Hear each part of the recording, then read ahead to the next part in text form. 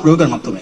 আপনারা জানলে নিশ্চয়ই খুশি হবেন যে আমাদের এই টোটাল প্রজেক্টের আজকে যে পরিকল্পনা, আইডিয়া, বিভিন্ন ফটোবুথ করা হয়েছে, দুটো ডকুমেন্টারি দেখানো হচ্ছে, এবং আমাদের যে পবিত্র ধর্মগ্রন্থ থেকে পাঠ শুরু করা, এমনকি এখানে যারা বসে বসে সঞ্চালনা করছেন সেখানেও কিন্তু আমাদের শিক্ষার্থী এবং শিক্ষকদেরকে আধিক্য দিয়ে আমরা চেষ্টা করেছি স্বাবলম্বীভাবে অনুষ্ঠানটা আয়োজন করবার জন্য।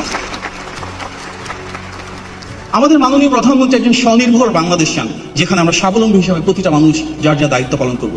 আমাদের ক্ষুদ্র উদ্যোগ হয়তো কিছুটা ভুলভ্রান্তি থাকতে পারে, কিন্তু আমরা চেষ্টা করেছি আমাদের মন্ত্রণালয়, শিক্ষক, শিক্ষার্থী এবং কর্মকর্তারা সবাই মিলে স্বাবলম্বীভাবে যতটা সম্ভব অনুষ্ঠানটা আয়োজন করবার জন্য। আমাদের নির্বাচন ইশতেহারে মাননীয় প্রধানমন্ত্রী বলেছিলেন যে ইনোভেশন আইডিয়া নিয়ে কাজ করবার জন্য। আমাদের এখানে আজকে যে ইনোভেশন আইডিয়াগুলো এসছে, এখানে আমরা উদ্ভাবনী চিন্তার বহিঃপ্রকাশ দেখছি। আমরা দেখছি প্রযুক্তিগত উৎকর্ষ এবং কিভাবে এই প্রতিটা প্রজেক্টের মাধ্যমে মানুষের জীবনের মানের দৃশ্যমান উন্নয়ন আমাদের এই শিক্ষার্থীদের হাত ধরে করা সম্ভব হবে। আমাদের এখানে যে সায়েন্স প্রজেক্টগুলো রয়েছে, এই প্রত্যেকটার ভিতরে দেশ ও জাতির ভাগ্যের পরিবর্তন করা সম্ভব, স্বনির্ভরতা এবং স্বাবলম্বিতা অর্জন করা সম্ভব। আমরা চেষ্টা করব এই সায়েন্স প্রজেক্ট এবং আমাদের ইনোভেশন আইডিয়াগুলোকে সামনের দিকে নিয়ে যাওয়ার জন্য। যেভাবে নিয়ে যাবো স্টার্ট আপ আইডিয়াগুলোকে, এখানে স্টার্ট আপ যে প্রজেক্টগুলো এসেছে তার প্রত্যেকটার একটা কমন পয়েন্ট হচ্ছে এগুলো সমাজের বিদ্যমান সমস্যার সমাধান করতে পারবে, এগুলো বিনিয়োগ বৃদ্ধি করতে পারবে, এই প্রতিটা প্রজেক্ট কর্মসংস্থান সৃষ্টি করতে পারবে। মাননীয় প্রধানমন্ত্রীর নির্দেশনা আমরা কথা দিচ্ছি যে 101টি প্রজেক্ট আজকে ফাইনালি এসেছে, আমরা তাদের প্রত্যেকটাকে নার্চার করব, যেখানে প্রয়োজন অর্থনৈতিক সহযোগিতা দিব, এবং প্রতি মাসে মাসে তাদেরকে আপডেট নিয়ে চেষ্টা করব অবশ্যই রাষ্ট্রীয় পর্যায়ে যেন ভালো জায়গায় যান, এবং যেগুলো ভালো প্রসপেক্ট আছে আন্তর্জাতিক দরবারে যেন উঠে যায়। আমাদের মাননীয় প্রধানমন্ত্রী একটা কথা সবসময় বলেন, শিক্ষা ব্যবস্থার মূল কাণ্ডারি আমাদের ছাত্রছাত্রীরা, আর তাদেরকে গড়ে তোলার কারিগর আমাদের শিক্ষকেরা। সেই শিক্ষক এবং শিক্ষার্থীদের ভেতর যেন একটা সুন্দর সৌহার্দ্যপূর্ণ সম্পর্ক হয়ে ওঠে।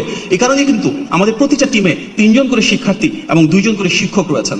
আমরা চাই সেই শিক্ষা ব্যবস্থা যেখানে শিক্ষকদের সাথে শিক্ষার্থীদের ভালোবাসার, অভিভাবকত্ব এবং আন্তরিকতার সম্পর্ক গড়ে উঠবে। আর তাই আজকে আমরা এখানে সুশিক্ষায় মেধাবী শিক্ষক অ্যাওয়ার্ড দিব 1042 জন শিক্ষককে, যেটি বাংলাদেশের প্রতিটি জেলাকে কভার করছে।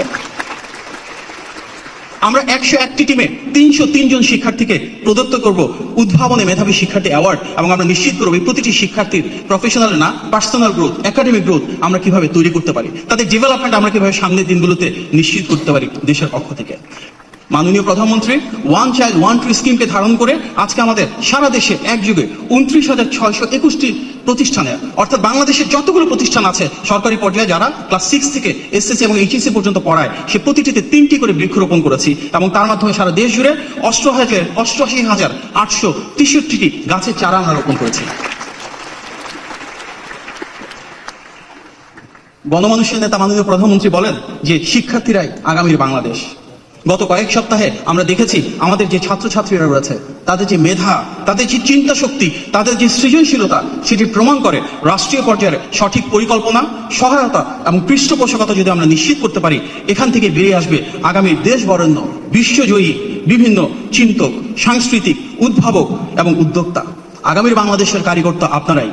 আমরা বিশ্বাস করি আপনাদের এখানে যারা আজকে রয়েছেন নির্দিষ্ট 10টি টিম না, শুধুমাত্র 101টি টিম না, দেশ জুড়ে যে 8,000 টিম পার্টিসিপেট করেছে, আপনাদের প্রত্যেকের সম্মিলিত বিজয় ইতিমধ্যে অর্জন।